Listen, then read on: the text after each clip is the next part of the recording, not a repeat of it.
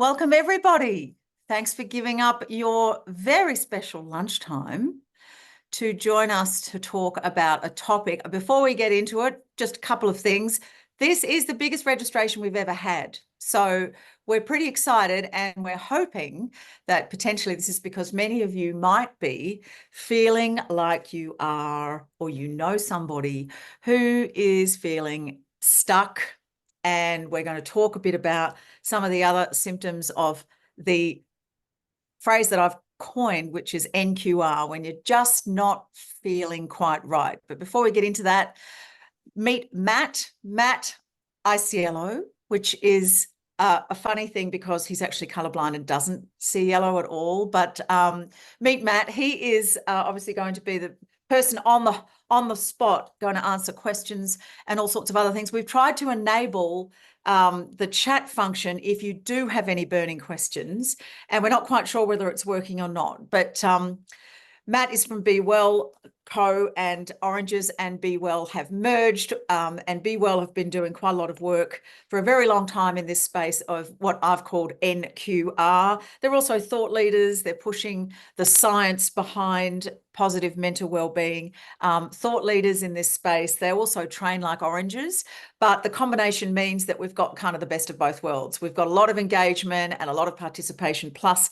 a lot of outcome-based and impact-based work that's grounded in science. So welcome, all here, all coming up. That's wonderful. Okay, so first question, Matt. What does it mean when we're just not feeling NQR? What is this term languishing mean, and can you describe it for us? Yeah, absolutely. So hi everyone, just to begin with. Awesome to see lots of people in the group, which is really cool. So when we're talking about languishing, it's this thing that basically we are arguing, and there's also evidence to support that we've just really overlooked this really important aspect of our mental health, which is when we are not feeling quite right, which is when we're languishing. So it's kind of this middle point. I think we would sort of describe it as the absence of mental well-being. So you're not feeling that well, you're not functioning that well, you're not feeling connected or Right. a sense of belonging. It's that middle point where we're not feeling well, but we're not feeling unwell either. So it's kind of blah. So it's It's like that. absolutely the So feeling for of blah. me, and I'm just going to, self-confessed, I have had periods of NQR in my life, like we all have. But when I'm in that space, I feel like I'm looking through a foggy window. I'm like a plane that's circling and I can't quite land. Life just doesn't really excite me. The things that I used to love doing, I don't have any real passion for. I'm not sick, but I'm not feeling, fantastically well. And it's not a pleasant space, is it? It's not No, a pleasant space. no, and it's coined by a researcher who we've worked with in the US. His name is Professor Corey Keyes, and he does talk about it as its own form of suffering. So it's not mental illness. We'll talk about that probably, I'm guessing. Yeah.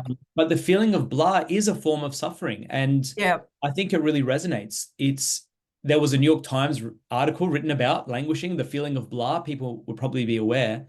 But what blew me away was that it was actually the most read article of 2021. And if you Yeah. think in the New York Times, a lot of things were written about, that came up as the most read article. Do you think that COVID, obviously a lot of us were obviously sitting in homes, contemplating life, our navels, the box of Tim Tams, whatever. Do you think that a lot of us kind of had a real moment there of reassessing, what our values were, what work meant, how we'd been trucking? And do you think that this is part of why this kind of movement or this phenomenon came up, and then was followed by the Great Resignation, right? And now we've got more absenteeism and presenteeism than ever before. We know that it's costing 70 billion a year in terms of compensation claims, and the majority of those are to do with lack of thriving or mental health in the corporate world. What are your thoughts on why now? Why now is a hard question. I think that, well, when you look at what what is common when we talk about sort of symptoms of languishing. We're talking about, like we said, the feeling of blah, the sort of a loss of interest in life, feeling aimless, sense of stagnation, maybe that you're just sort of getting through the day. I see Yeah. someone's written sort of emptiness, empty void. Yep. These are the Yep. things that, that a lot of people are wrestling with, and for a million reasons. Yeah. I don't want to put it just down to one. Well, one of Um, the things that I was thinking about, it's all, having now read the book and talked to you quite a lot about this, it's almost like all bumpy roads kind of lead to languishing unless there's some sort of course correction. And the difficulty is that it manifests in so many different ways because we're all so different, culturally, we have different life stages. Some of us have gone through loss. Some of it is about loss and grief, but it's also this feeling of, like, I've got two daughters and they're in their early 20s, so they went through COVID and it was extremely difficult for them. And I've noticed that they've come out of that and they just have this very fatalistic view of what life can actually offer them. And I feel they're going into the workforce not like we did. They're going in almost like, oh, what's the point? And I feel like if there's no meaning or sense of purpose, then mm. that's a real problem, isn't it? Like, if you don't feel like there's any purpose, you're not really meaningful, nothing you do is really mattering that much. Are those the sort of things that you could say atypical of languishing or not quite right? Yeah, absolutely. And I think it's a really important, like, I mean, just talk about your daughter's experiences that you're bringing up. That's the big point for us, is that languishing is different from depression. Or from mental illness in general. That's a really Okay. important point for us to make. Um, where some of those things, like you're saying, feeling devoid of purpose, that doesn't necessarily make you depressed. But you can live that way for a long time. You can languish for a long time. Yeah. And we know that it is a risk factor for a future mental illness. So there are lots of people, I think, sitting in that languishing sort of category, who are likely to be diagnosed with a future mental illness. Yeah. Yeah. There's studies showing that there are sort of productivity costs associated with languishing. There are healthcare costs associated with languishing. So there's lots of people that are in that category, and we're really not doing much about it, which is really why, Be Well Co, Oranges, and lots of other organizations are out there trying to fill this gap Yeah. of why are we doing nothing about languishing? Well, I guess because it's difficult to identify it.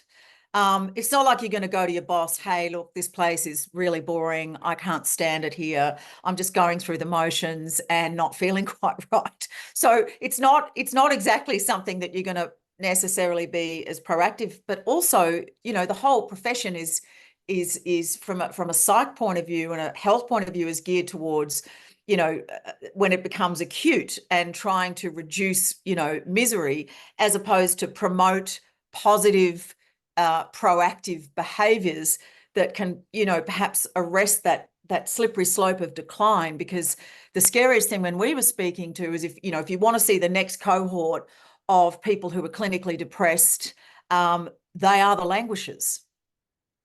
And that's kind of, for me, it was the big light bulb moment where I went, wow, this is why in workplaces we have to catch it, we have to address it, and we have to support people, and maybe make this feeling of NQR, I'm just not feeling quite right, something that's permissible, and able to be discussed. What do you think workplaces can do to address this, Yeah, Matt? well, there is no one solution, I guess. One thing that we've noticed, I think, is that, with legislation changes, a lot of companies are focusing on obviously psychosocial risks, and that's Yep. of course important. But the one thing we know is that reducing, there was probably an assumption, I guess, in psychology that sort of reducing depression or reducing anxiety would improve well-being. And we see that that's actually not the case. These are Yeah. two separate ideas, but Yep. related, obviously, and both important. So when we go into a workplace and we're just thinking about, reducing psychosocial risks, I kind of think about my kids in the lounge room, like, should I leave risks? Should I leave hammer and nails around for my kids to grab? No, absolutely not. But by removing those risks, which is important, I'm not necessarily making them happier, or I'm not giving them things to to enjoy. So there's a difference between sort of reducing risks in the workplace, which, like I say, is important, but it's also important for us to be trying to promote well-being as something separate. So you're saying that the reduction of risk or risk mitigation doesn't necessarily equate to a more thriving or flourishing workplace or more thriving and flourishing people. All you've done is de-risk it. Yes, which is still important. Got to do it, but it's almost like that's only part of the job, Exactly. And I keep saying to my kids, that that it's like bubble. You can't just keep adding layers of bubble wrap to avoid bumping into sharp stuff. I mean, the point is, when you're feeling not quite right, you're down for par, it's about having the energy and the resilience to be able to roll with some of that stuff, not be completely flattened by it. But yeah, and I think an example in a workplace where we're going in this conversation is like, if you think of something like autonomy is a really important aspect of well-being, particularly in the workplace, having a sense of control. The flip, I guess, of in terms of a risk is something like not having a very clear job description, right? So then, by reducing that risk, by having very clear job descriptions, you're removing that sort of the aimless side of the role. yeah, but that's not necessarily building autonomy, if that makes sense. So the sort of the inverse of a well-being dimension is not necessarily just the presence of a risk. right.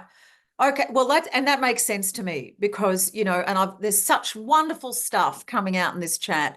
I love living Groundhog Day, children. I do think that the people that are entering our workforce at the moment, they are the ones that are really probably the most affected through COVID. But I also have spoken to, people who are coming back from parental leave or, people who are older and they're sort of feeling marginalized. And as you say, that their autonomy and their sense of, meaning or purpose in a role, isn't the same and they're struggling to reconcile that. I feel like, and this is a wonderful thing from Ray Dawson. What are some of the practical ways managers can sensitively start a conversation? I mean, we've this is the sort of work that we do, and so pardon the sales pitch, but there are ways for us to create the space for this conversation, but also not just have the conversation, also talk about some really practical things that can be done that people can literally take into their own hands and practice that are not that difficult. And then the beauty of that is then we can work with you to measure over time so people can feel that there is progress. I think one of the worst things about being stuck is when you just can't see, how things are progressing and whether things are going to get better anytime soon. So question for, I guess, for corporate environments, looking at this, how we address it, and that it isn't just about risk. A lot of people are doing stuff coming up for, Are You OK Day, which is a terrific initiative. And that in itself is fabulous because it's put it on the map that we've acknowledged that some people are not and some people, are. But the point is that we need to start the conversation. So when you think about Are You OK Day, Matt, what are your thoughts around, that's great. Getting people together, great. I love a cupcake too. But what happens after that?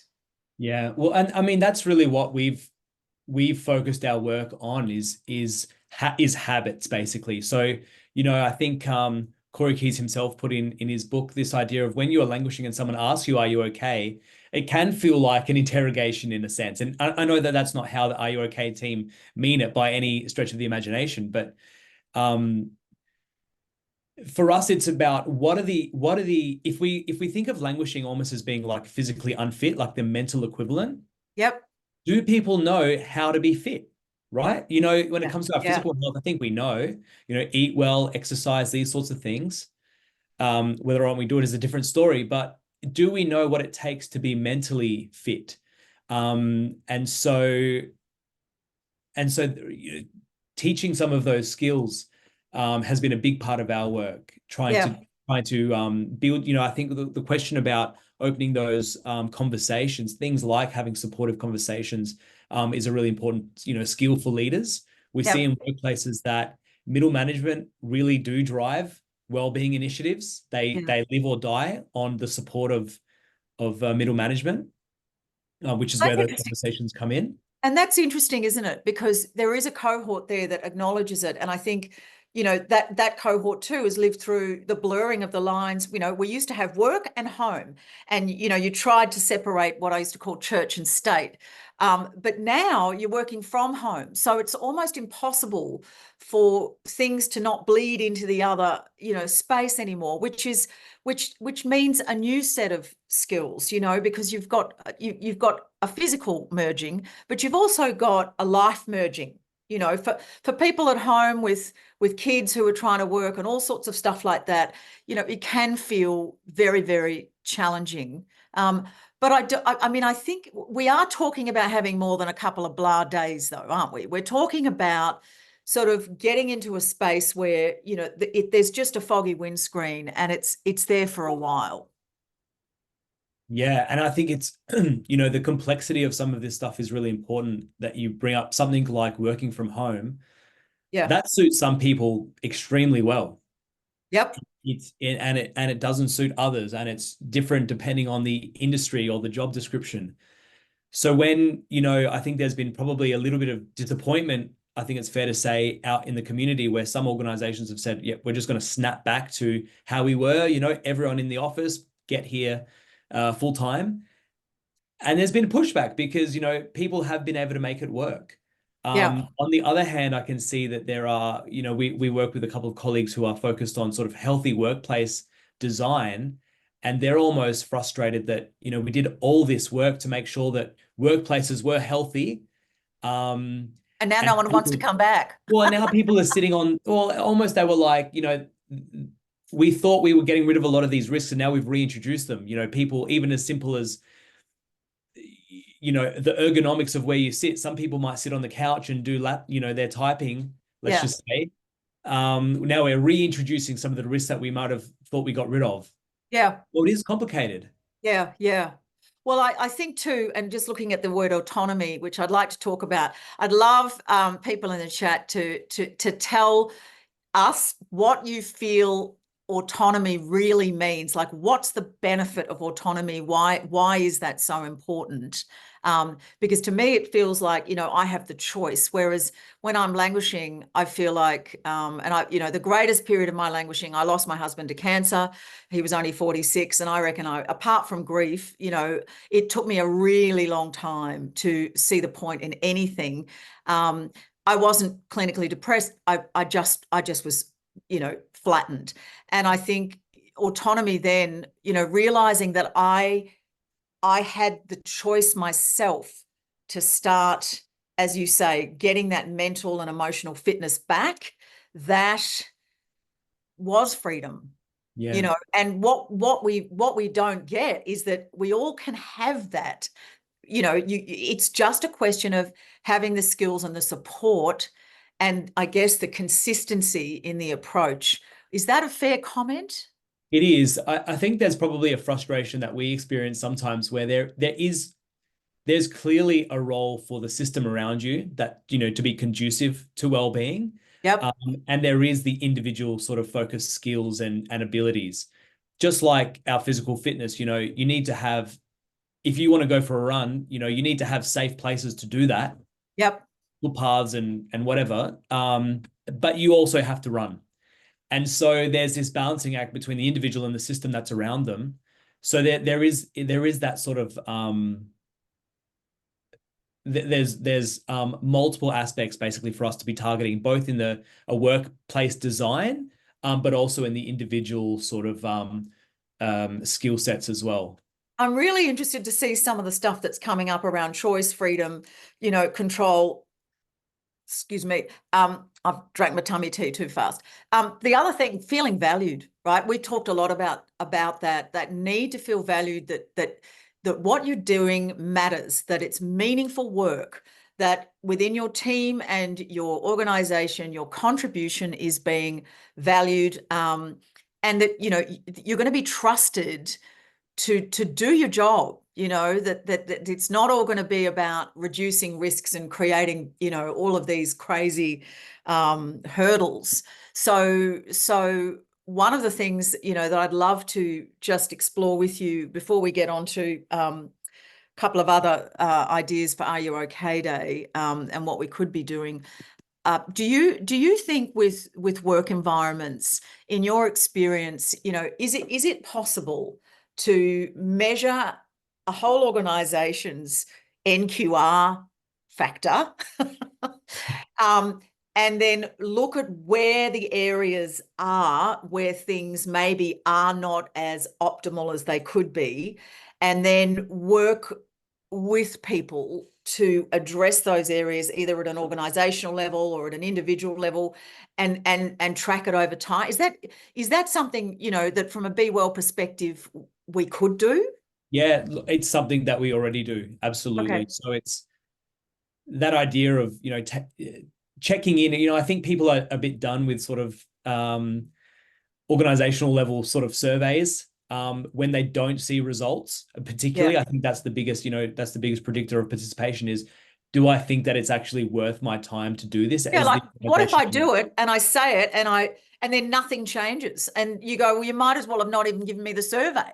Yeah, yeah. And like I see some comments about that, but sometimes we look at participation rates in different organizations, and I feel like the participation rate is the first indicator of the well-being of an organization. Places with lots of distrust really you know, struggle to get numbers, Wow. Yeah. whereas others that have quite proactive teams that know they're going to be listened to do participate. And so Well, it's interesting because that's something we can, and this is obviously not for today, but we will do a follow-up on this, and if people are interested, because look, you get what you measure.